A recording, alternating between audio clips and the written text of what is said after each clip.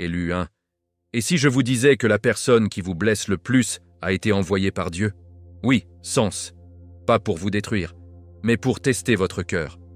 Vous voyez, tous ceux qui entrent dans votre vie n'étaient pas censés rester. Certains ont été attribués par Dieu pour exposer ce qui était caché au fond de vous. Prison, peur, blessures non cachées, problèmes de confiance. Et si cette trahison n'était pas aléatoire? Et si ce chagrin était un examen divin? Mais que votre réponse est la réponse que le paradis regarde? Dans cette vidéo, vous allez découvrir la vraie raison pour laquelle certaines personnes sont entrées dans votre vie, ont causé le chaos et ont disparu sans explication. Vous comprendrez enfin pourquoi le silence fait plus mal que la trahison, et pourquoi votre réaction peut changer tout votre destin. La Bible le fait clairement, Dieu ne gaspille pas la douleur. Jésus-Christ a traversé la même chose, et tout comme lui, vous avez été choisi pour quelque chose de plus grand. Mais d'abord, votre cœur doit être purifié. Si vous vous êtes déjà senti que certaines relations vous ont été brisées, confondues ou remettre en question votre valeur, ce message est votre confirmation. Ne faites pas défiler. Ce que vous entendrez aujourd'hui pourrait être la dernière pièce que votre esprit a recherchée. Restez jusqu'à la fin, parce que Dieu révèle la vérité derrière votre test et comment elle mène à la transformation, à l'autonomisation et à un but divin. Tous ceux qui entrent dans votre vie ne sont pas destinés à rester, mais tout le monde est envoyé à des fins divines. Il y a des moments où le paradis se tait et votre cœur murmure « Pourquoi cette personne est-elle même entrée dans ma vie ?» Certains sont entrés avec de la chaleur, d'autres ont laissé des cicatrices. Mais voici une vérité sacrée qui néglige le plus. Dieu ne fait pas de mouvements aléatoires. Chaque connexion, qu'elle soit réconfortante ou chaotique, était autorisée par Dieu à servir un but divin. Il ne s'agit pas de savoir qui reste pour toujours. Il s'agit de ce que leur présence révèle en vous. C'est le mystère de la foi. Lorsque vous commencez à voir les gens comme des instruments divins plutôt que comme des ancres émotionnelles, tout commence à avoir un sens. Pensez à Joseph dans la Bible, Genèse 37, trahi, vendu, abandonné par ses propres frères. De l'extérieur, cela ressemblait à un rejet, mais spirituellement, c'était une redirection divine. Dieu le positionnait pour quelque chose de plus grand. La douleur était réelle, mais le plan aussi. Et n'oublions pas Jésus-Christ lui-même. Judas, un ami, s'est approché de lui et l'a toujours trahi avec un baiser. Cette trahison n'a pas retardé le plan de Dieu, il a déclenché la croix. Même le poison sert un but où Dieu est celui qui tient le stylo. Donc, quand quelqu'un s'éloigne, ne pleurez pas simplement. L'absence. Demandez à Dieu. Que vouliez-vous que je voie à travers cela? Certaines personnes entrent dans votre vie comme des miroirs. Ils reflètent ce qui est caché à l'intérieur. Insécurité, fierté, blessures non cachées. D'autres viennent comme des ciseaux. Ils éloignent l'ego, la peur, l'illusion du contrôle. Dieu n'essaie pas de vous blesser, il vous façonne. La Bible dit dans Romains 8, 28 que toutes choses fonctionnent ensemble pour le bien à ceux qui aiment Dieu. Oui, même les gens qui vous ont brisé. L'erreur est de penser que chaque relation doit durer pour être significative. Pas du tout. Parfois, une rencontre divine est tout ce qu'il faut pour tout changer. Regardez la Samaritaine dans Jean 4. Une conversation avec Jésus a changé la trajectoire de son âme. Elle a rencontré l'eau vive et s'est éloignée renouvelée. Dieu envoie les gens dans votre vie non seulement pour vous réconforter, mais pour vous éveiller, pour tester votre cœur, affiner votre foi et purifier vos motivations. La douleur n'est pas une punition, c'est la préparation. Donc, la prochaine fois que quelqu'un apparaît dans votre histoire, ne vous précipitez pas pour le qualifier de bénédiction ou de malédiction. Au lieu de cela, reculez et demandez, avec humilité spirituelle, « Seigneur, qu'est-ce que tu essaies de me montrer ?» Cherchez la sagesse par la prière. Offrez-vous dans la Bible. Demandez au Saint-Esprit de guider votre discernement. Parce que lorsque votre cœur appartient à Dieu, aucune rencontre n'est gaspillée. Qu'ils restent ou partent, leur impact résonnera dans l'éternité, vous transformant en quelqu'un de plus fidèle, plus enraciné, plus comme Jésus-Christ. La façon dont vous répondez à la trahison révèle plus sur votre âme que sur l'acte lui-même. Trahison. Juste le mot fait mal au cœur. Et pourtant, si vous marchez vraiment dans la foi, guidé par la Bible, et que vous vous rendez à Jésus-Christ, vous savez que la trahison n'est pas seulement une blessure, c'est un test, un divin. Dieu permet souvent à ces moments douloureux de ne pas vous faire honte, mais de vous montrer. Pour révéler ce qui n'est toujours pas caché, ce que vous restez toujours. Quelles parties de votre cœur ne se sont pas complètement rendues à lui. Quand quelqu'un vous blesse profondément et s'éloigne comme si de rien se produisait, Dieu n'est pas silencieux. Il regarde votre réponse. C'est là que réside le test, pas dans ce qu'ils ont fait, mais dans la façon dont vous le portez. Réfléchissez à la façon dont Jésus a répondu à la trahison. Judas l'a vendu pour l'argent et Peter lui a refusé 3 fois. Pourtant, Jésus-Christ a choisi l'amour. De la croix, meurtri et ensanglanté, il a baissé les yeux et a dit « Père, pardonne-leur, car ils ne savent pas ce qu'ils font. » Luc 23, 34. Ce n'est pas seulement une déclaration puissante, c'est une stratégie spirituelle. Le pardon n'est pas une faiblesse, c'est la guerre spirituelle, c'est désarmer l'ennemi. Lorsque vous pardonnez, vous fermez la porte à l'amertume, à l'orgueil et aux représailles. Et vous permettez à l'Esprit de Dieu de guérir, de vous restaurer et de vous élever. De nombreux croyants crient à Dieu pour une élévation, mais peu sont prêts à passer le test de pardon. Voici la vérité. Dieu ne vous amènera pas au niveau supérieur avec un cœur offensé, parce que là où il vous emmène, vous ne pouvez pas vous permettre de porter des rancunes. Ils empoisonneront votre paix, infecteront votre discernement et saboteront votre appel. Et il ne s'agit pas seulement de dire « je pardonne ». Il s'agit de vivre comme ça, parler comme ça, prier comme ça. Vous n'obtiendrez peut-être jamais d'excuses et ça va. Le paradis ne cherche pas vos ennemis pour changer. Le paradis regarde si vous les libérez. Le pardon est un choix quotidien, pas une décision unique. Il y aura des matins, lorsque la douleur refait surface comme une vague, c'est là que vous retournez à Dieu dans la prière, vous le posez à nouveau à l'autel. Vous ouvrez la Bible et vous rappelez-vous Matthieu 6, 14. Car si vous pardonnez aux autres quand ils pêchent contre vous, votre Père céleste vous pardonnera également. Il ne s'agit pas d'excuser ce qu'ils ont fait. Il s'agit de vous libérer du piège spirituel qu'ils ont laissé. Ne laissez pas votre destin être retardé parce que quelqu'un d'autre n'a pas vu en vous. Donc, si vous avez été trahi, rejeté ou profondément blessé, ne laissez pas le durcir votre esprit.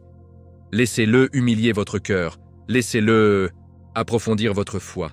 Dieu n'ignore pas vos larmes, il les collecte. Psaume 56, 8. Et quand le ciel voit que vous avez choisi la grâce sur des rancunes, Jésus-Christ lui-même intervient pour vous battre pour vous. Non pas parce que vous êtes faible, mais parce que vous avez réussi le test. Vous avez choisi la miséricorde. Et c'est le genre de cœur que Dieu peut faire confiance avec de plus grandes choses.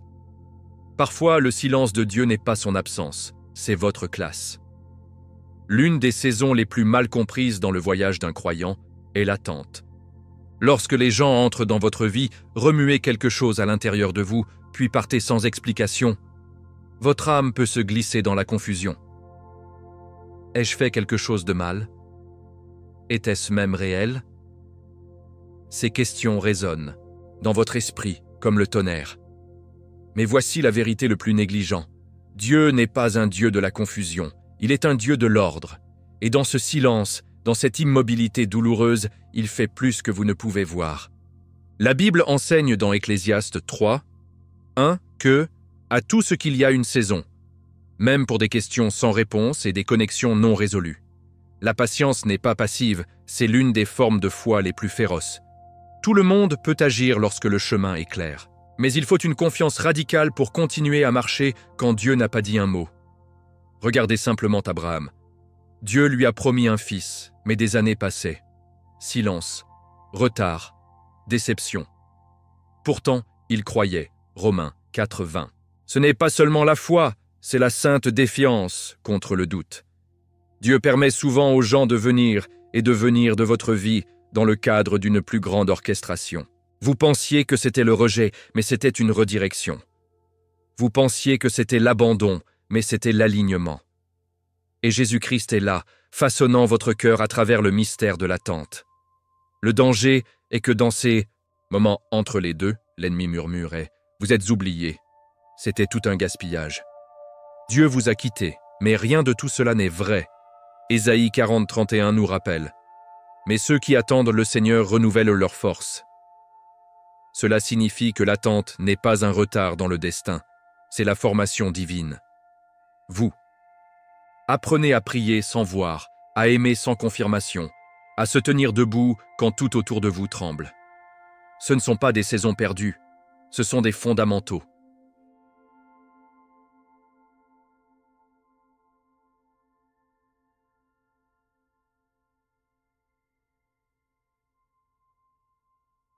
Sans patience, vous interpréterez mal le timing de Dieu et vous contenterez des contrefaçons.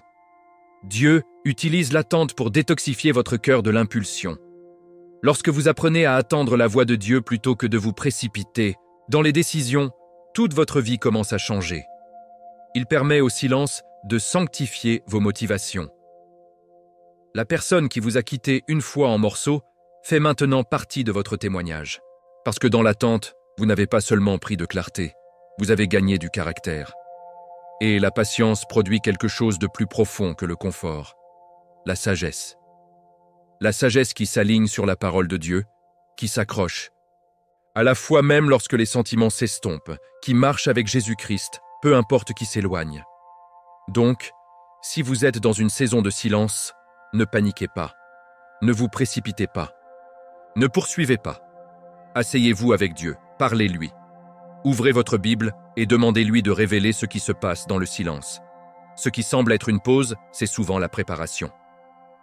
Un silence divin avant une annonce sainte. Laissez votre esprit se calmer et vous entendrez ce que le bruit a toujours essayé de se noyer. Le murmure de Dieu en disant « Soyez immobiles et sachez que je suis Dieu ». Psaume 46, 10. Et juste au moment où vous avez appris à faire confiance sans preuve, il bouge.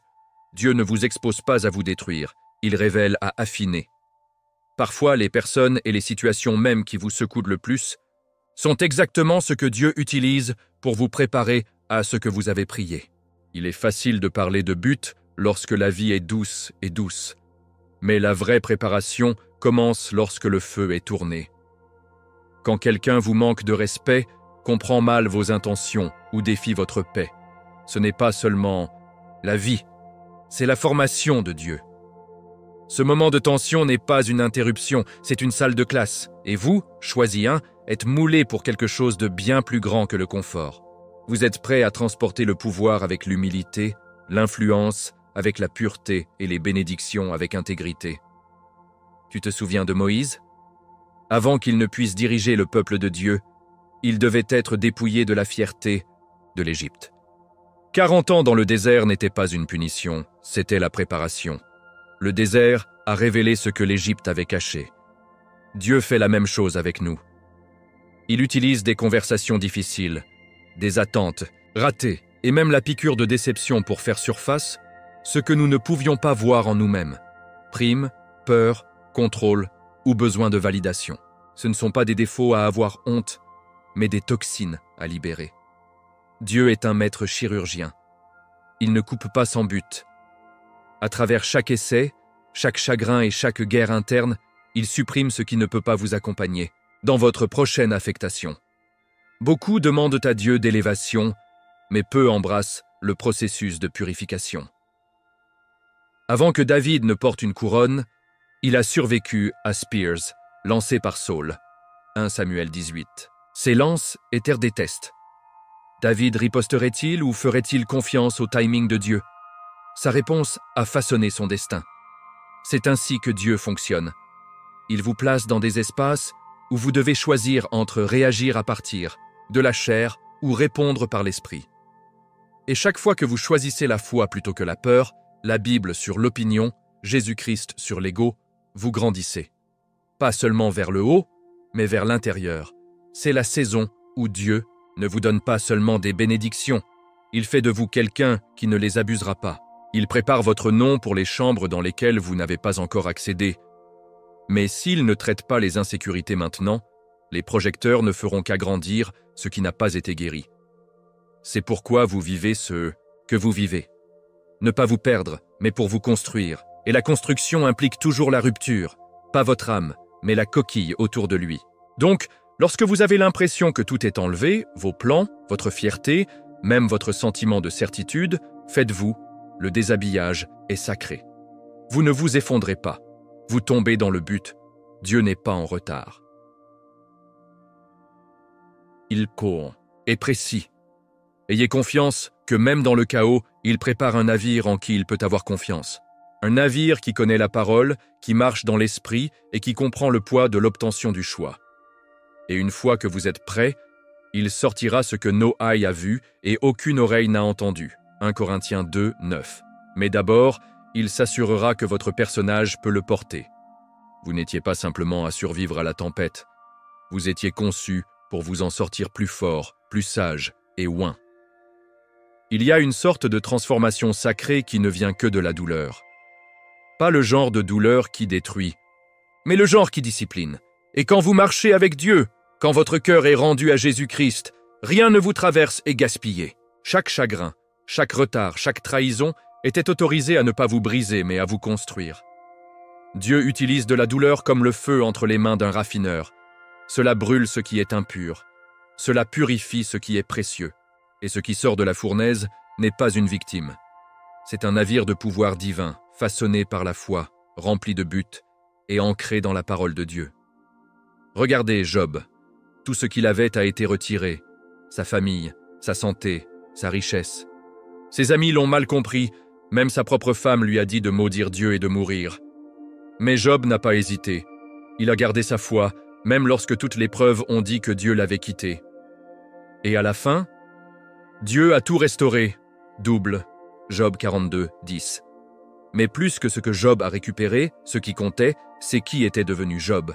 Le procès a révélé sa loyauté, son endurance et son lien inébranlable avec le Père. C'est ce que Dieu fait en vous. La pression que vous ressentez en ce moment n'est pas de vous punir. C'est pour révéler ce qui ne peut pas vous être pris, votre identité en Christ. Vous voyez, la transformation ne commence pas lorsque tout se sent mieux. Cela commence lorsque vous dites « Dieu, même si rien ne change, je vous fais toujours confiance ». Ce genre de reddition terrifie l'enfer et attire le paradis. Parce que, lorsque Dieu voit que votre louange n'est pas conditionnelle, que votre culte ne dépend pas de ce que vous recevez, il commence à libérer le pouvoir à travers votre vie qui peut changer d'atmosphère. C'est ainsi que la véritable autonomisation se produit. Pas à travers des titres ou des applaudissements, mais à travers des rencontres avec Jésus-Christ dans vos endroits les plus vulnérables. Des endroits où seul il pouvait vous atteindre. Ce voyage ne consiste pas à éviter la tempête. Il s'agit d'apprendre à marcher sur l'eau au milieu. Comme Pierre, lorsque vos yeux sont fixés sur Jésus, vous défient l'impossible.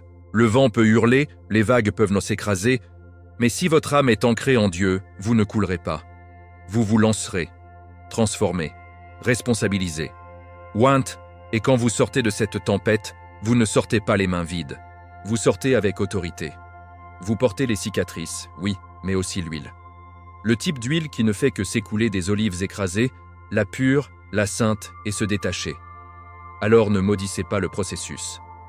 Embrassez-le. Laissez le feu vous rendre intrépide. Laissez le rejet se transformer en redirection. Que chaque prière sans réponse se transforme en adoration plus profonde. Parce que là où Dieu vous emmène, vous aurez besoin de cette force. Vous aurez besoin de cette sagesse. Vous aurez besoin de cette clarté. Et le monde n'a pas besoin d'une autre copie. Il a besoin de quelqu'un pleinement vivant dans son identité, divine, rempli de l'esprit, marchant audacieusement dans son but. Vous n'étiez jamais censé guérir, vous étiez censé diriger. Vous n'avez jamais été appelé pour survivre, vous avez été choisi pour régner. Maintenant, c'est à votre tour. Qui est cette personne dans votre vie qui a le plus testé votre cœur? Était-ce un ami, un membre de la famille, une relation? Partagez votre histoire dans les commentaires. Je veux entendre comment votre foi a survécu au feu. Si ce message parlait à votre âme, n'oubliez pas de vous abonner et de frapper la cloche de notification afin que vous ne manquiez pas ce que Dieu est sur le point de révéler ensuite. Il y a tellement plus à venir, et croyez-moi, vous ne voulez pas le manquer. Regardez cette prochaine vidéo apparaissant sur votre écran. Elle va débloquer la prochaine phase de votre voyage spirituel. Je suis José et je vous verrai là-bas. Ne vous attendez pas à votre objectif.